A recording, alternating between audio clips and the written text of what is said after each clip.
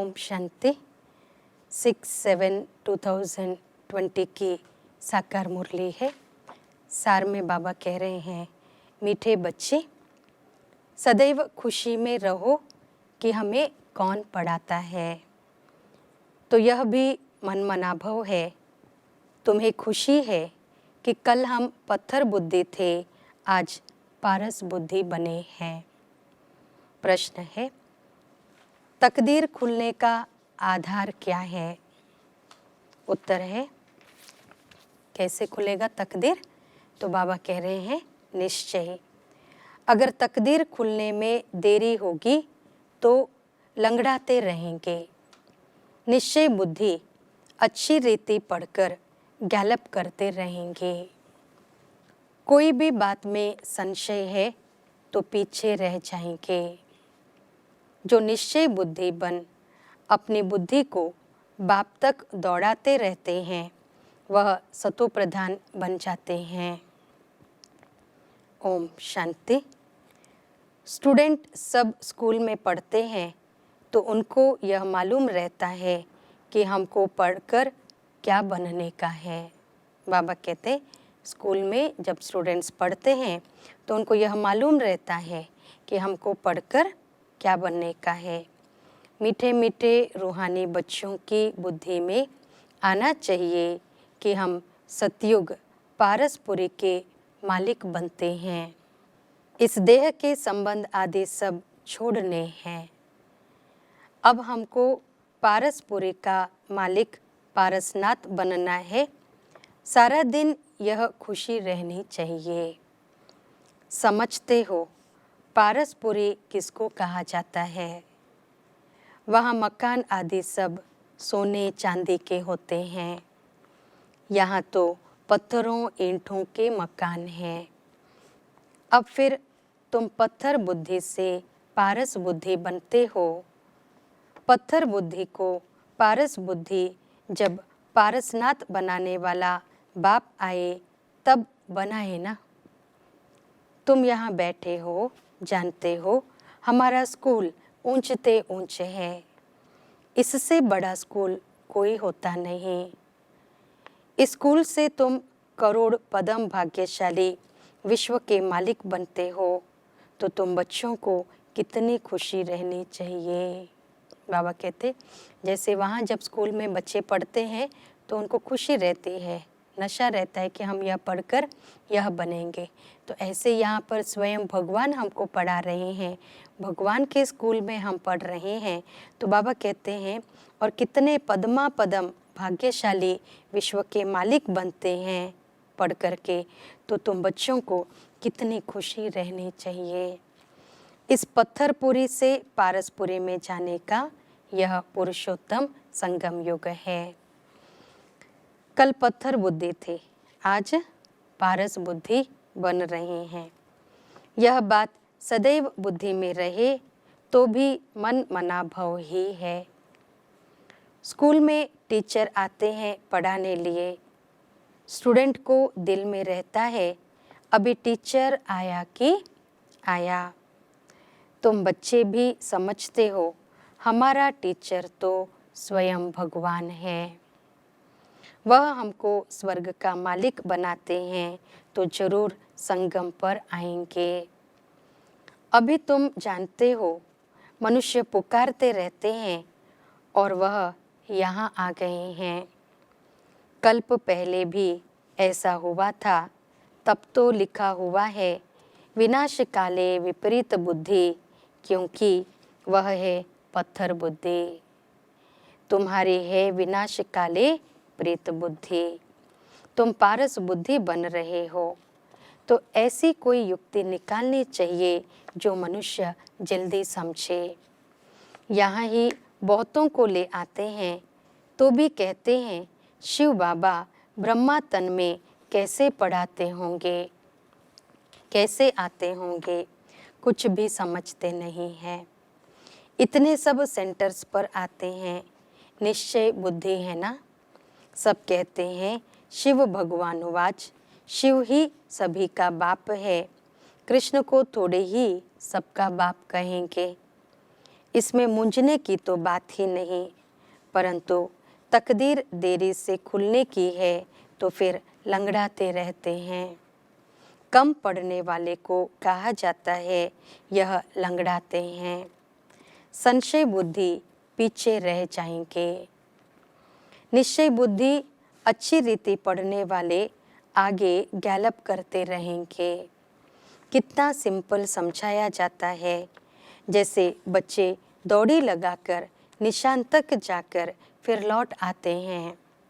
बाप भी कहते हैं बुद्धि को जल्दी शिव बाबा पास दौड़ाएंगे तो सतो प्रधान बन जाएंगे। यहाँ समझते भी अच्छा है, तीर लगता है, फिर भी बाहर जाने से खलास हो जाते। बाबा ज्ञान इंजेक्शन लगाते हैं तो उसका नशा चढ़ना चाहिए ना, लेकिन चढ़ता ही नहीं है। यहाँ ज्ञान अमृत का प्याला पीते हैं तो असर होता है, बाहर जाने से ही भूल जाते हैं।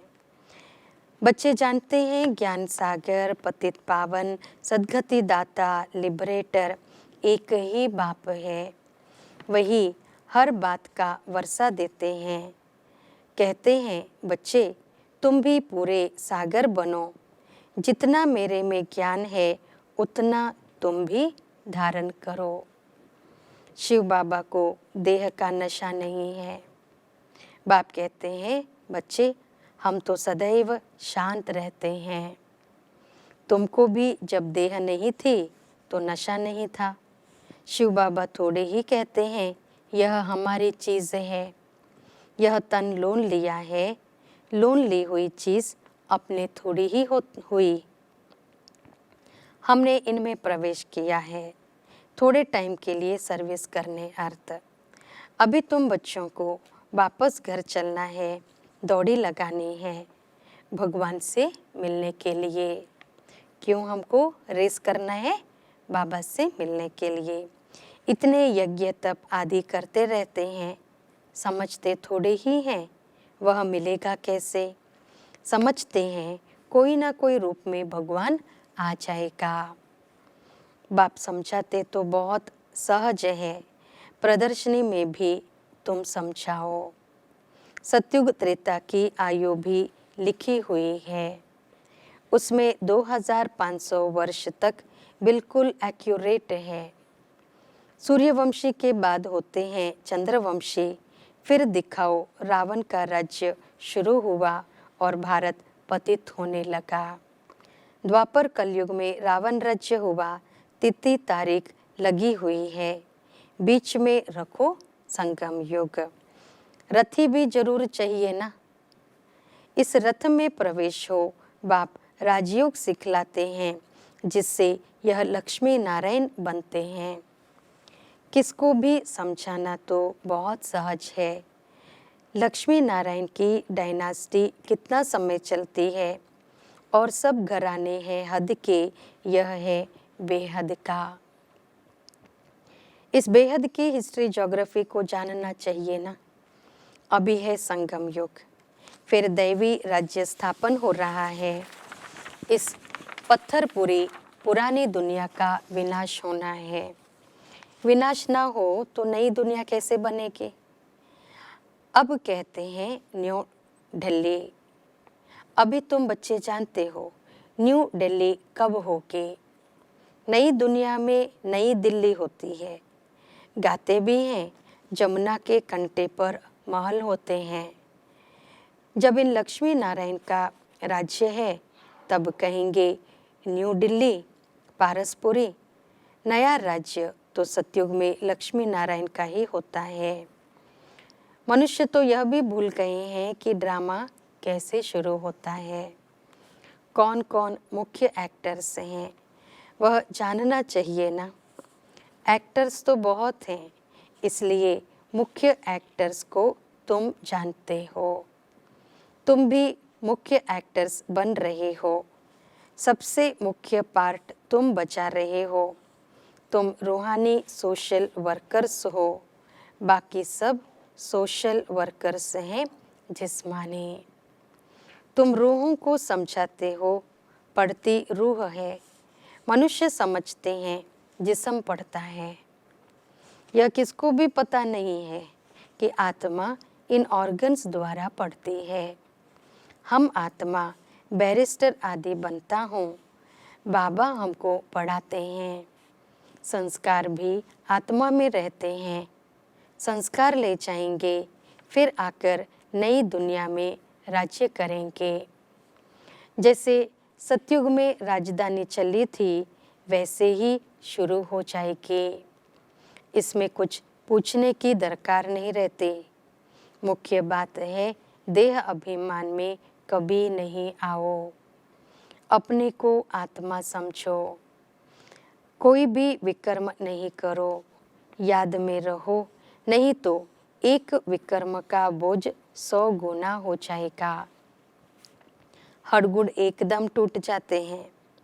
उसमें भी मुख्य विकार है काम। कई कहते हैं बच्चे तंग करते हैं, फिर मारना पड़ता है। अब यह कोई पूछने का नहीं रहता है। यह तो छोटा पाई पैसे का पाप कहेंगे। तुम्हारे सिर पर तो जन्म जन्मांतर के पाप हैं, पहले उनको तो भस्म करो। बाबा कह रहे बाप पावन होने का बहुत सहज उपाय बतलाते हैं। तुम एक बाप की याद से पावन बन जाएंगे। भगवान वाच बच्चों प्रति तुम आत्माओं से बात करता हूँ, और कोई मनुष्य ऐसे समझ ना सके। वह तो अपने को शरीर ही समझते हैं। बाप कहते हैं मैं आत्माओं को समझाता हूँ। गाया भी जाता है, आत्माओं और परमात्मा का मेला लगता है। इसमें कोई आवाज़ आदि नहीं करनी है। यह तो पढ़ाई है। दूर दूर से आते हैं बाबा के पास। निश्चय बुद्धि जो होंगे उनको जोर से कशिश होगी आगे चलकर। अभी इतनी कशिश कोई को होती नहीं है, क्योंकि याद नहीं करते हैं। बाबा कहते जितना याद उतना कशिश होगा। मुसाफिरी से जब लौटते हैं, घर के नज़दीक आते हैं, तो मकान याद आएगा, बच्चे याद आएंगे। घर पहुंचते ही खुशी में आकर मिलेंगे। खुशी बढ़ती जाएगी। पहले पहले स्त्री याद आएगी, फिर बाल बच्चे आदि याद आएंगे। तुमको याद आएगा कि हम घर जाते हैं, वहाँ बाप और बच्चे ही होते हैं। डबल खुशी होती है। शांति धाम घर जाएंगे, फिर आएंगे राजधानी में। बस याद ही करना है। बाप कहते हैं मन मना भव। अपने को आत्मा समझ बाप और वर्षे को याद करो। बाबा तुम बच्चों को गुलगुल बनाकर नैनों पर बिठाकर साथ ले जाते हैं। ज़रा भी तकलीफ नहीं। जैसे मच्छरों का झुंड जाता है ना, तुम आत्माएं भी ऐसे जाएंगी बाप के साथ। पावन बनने के लिए तुम बाप को याद करते हो, घर को नहीं। बाबा कहते बाबा की याद से आत्मा के विकर्म विनाश होंगे, पाप भस्म होंगे और आत्मा पावन बनेगी। लेकिन घर को याद करने से हम आत्माएं पावन नहीं बन सकती, क्योंकि विकर्म विनाश नहीं होते हैं ब्रह्म तत्व को याद करने से। बाबा की नज़र पहले पहले गरीब बच्चों पर जाती है। बाबा गरीब निवाज है ना। तुम भी गांव में सर्विस करने जाते हो। बाप कहते हैं मैं भी तुम्हारे गांव को आकर पारसपुरी बनाता हूँ। अभी तो यह नरक पुरानी दुनिया है, इनको जरूर तोड़ना पड़े। नई दुनिया में नई दिल्ली, वह सतयुग में ही होगी। वहाँ राज्य भी तुम्हारा होगा। तुमको नशा चढ़ता है, हम फिर से अपनी राजधानी स्थापन करेंगे जैसे कल्प पहले की थी। यह थोड़े ही कहेंगे हम ऐसे ऐसे मकान बनाएंगे, नहीं।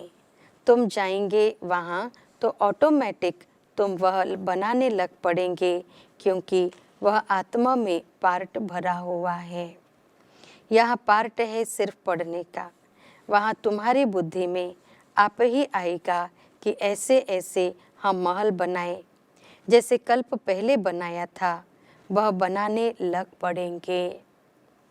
आत्मा में भी पहले से ही नोंद है, तुम वही महल बनाएंगे जिन महलों में तुम कल्प कल्प रहते हो। इन बातों को नया कोई समझ ना सके, तुम समझते हो। हम आते हैं, नई नई पॉइंट्स सुन रिफ्रेश होकर जाते हैं, नई नई पॉइंट्स निकलती हैं, वह भी ड्रामा में नोंद है। बाबा कहते हैं, बच्चे मैं इस बैल पर अर्थात रथ पर सदैव सवारी करूं, इसमें मुझे सुख नहीं भासता है। अर्थात ब्रह्मा बाबा का तन जो है, बाबा कहते ये सवारी है। तो बाबा शिव बाबा कहते कि बच्चे मैं इस बैल पर अर्थात रथ पर सदैव सवारी करूं, इसमें मुझे सुख नहीं भासता है। मैं तो तुम बच्चों को पढ़ाने आता हूँ। ऐसे नहीं बैल पर सवारी कर बैठे ही हैं। रात दिन बैल पर सवारी होती है क्या? उनका तो सेकंड में आना जाना होता है, सदैव बैठने का कायदा ही नहीं। शिव बाबा कहते मैं सदैव ब्रह्मा बाबा के तन में आकर बैठने जाता हूँ, मेरा तो आना जाना लगा रहता है और मैं आता ही हूँ, ब्रह्मा के तन में प्रवेश करता हूँ बच्चों को पढ़ाने के लिए। तो बाबा वही बात कहते कि उनको तो सेकंड में आना जाना है, सदैव बैठने का कायदा ही नहीं। बाबा कितना दूर से आते हैं पढ़ाने के लिए, घर तो उनका वह है ना परम धाम। सारा दिन शरीर में थोड़े ही बैठेगा, उनको सुख ही नहीं आएगा। जैसे पिंजड़े में तोता फंस जाता है। मैं तो यह लोन लेता हूँ तुमको समझाने के लिए। तुम कहेंगे ज्ञान का सागर बाबा आते हैं हमको पढ़ाने के लिए। खुशी में रोमांच खड़े हो जाने चाहिए। एक मुरली में तो बाबा ने अव्यक्त मुरली में कहा कि मैं बच्चों को स्पेशल पढ़ाने आता हूँ। तो हमको भी ये नशा होना चाहिए कि स्वयं भगवान स्पेशल मुझे पढ़ाने के लिए आ रहे हैं, मैं भगवान का फेवरेट स्टूडेंट हूँ, है ना। तो बाबा कहते वह खुशी फिर कम थोड़े ही होनी चाहिए। यह धनी तो स्थायी बैठे हैं, एक बैल पर दो की सवारी सदैव होगी क्या? क्योंकि ब्रह्मा बाबा का तन है तो ब्रह्मा बाबा तो सदैव उस तन में रहेंगे, तो इसलिए बाबा कहते एक बैल पर दो सवारी हो ही नहीं सकता है। शिव बाबा रहता है अपने धाम में, यहाँ आते हैं, आने में देरी थोड़ी ही लगती है। रॉकेट देखो कितने तीखे होते हैं, आवाज़ से भी तीखे। आत्मा भी बहुत छोटा रॉकेट है।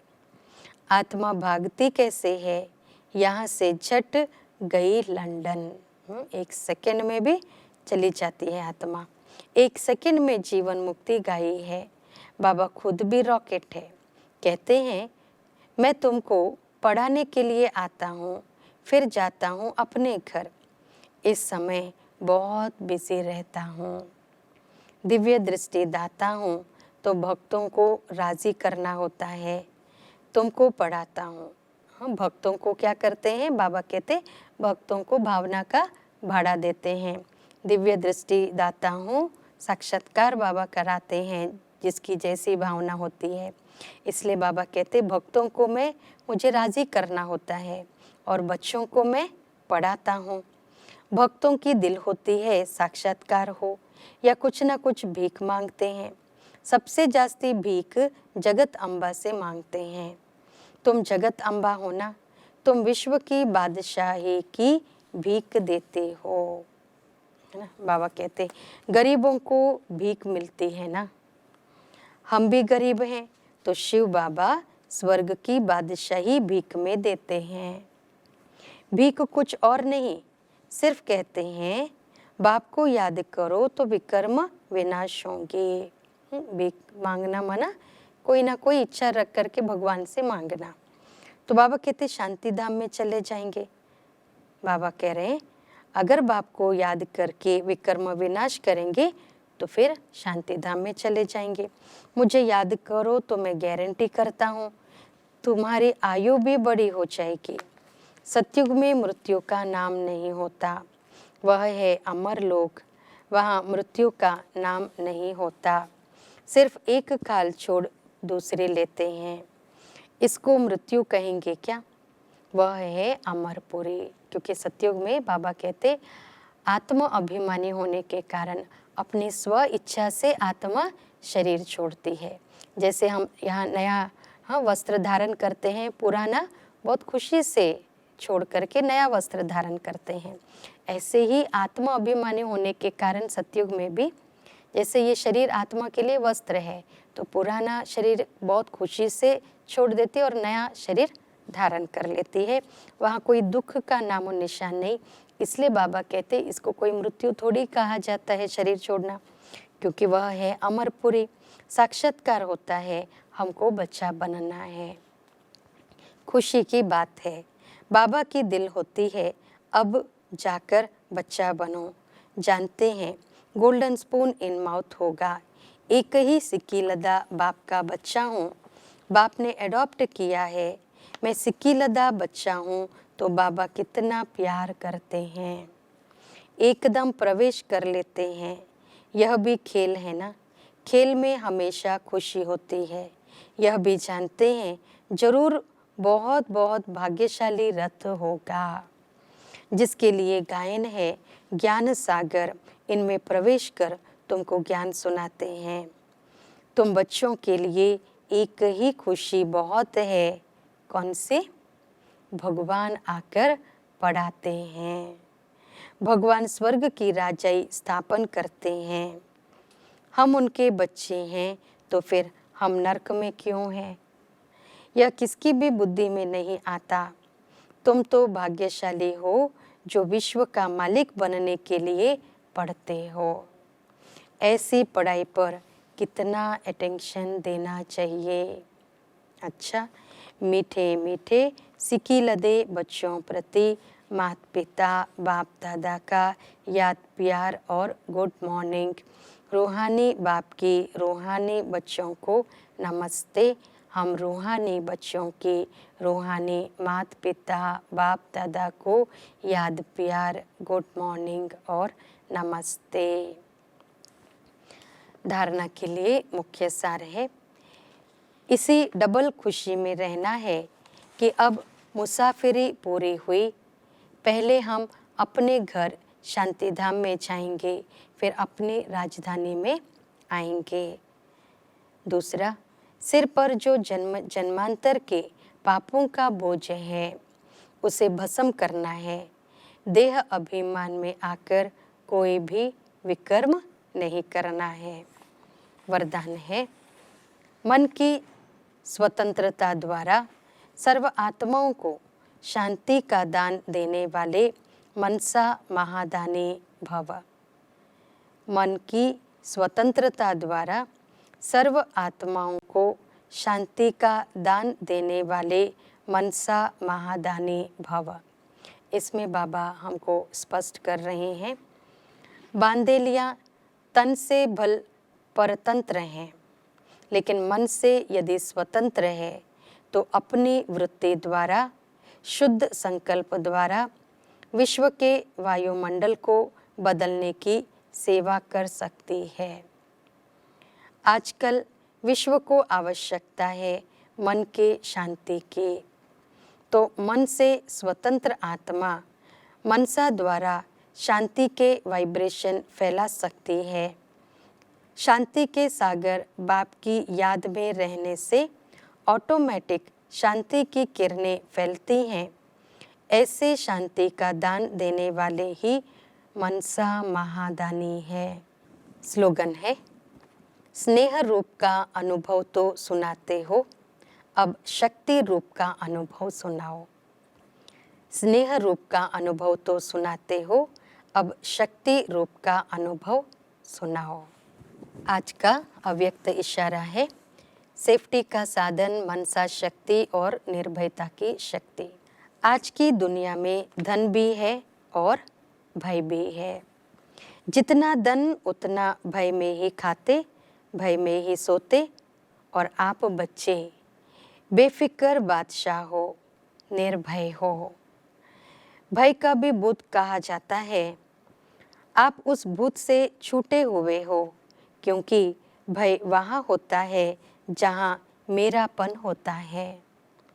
आप कहते हो मेरा बाबा, तो यह एक बाबा शब्द ही निर्भय बनाता है।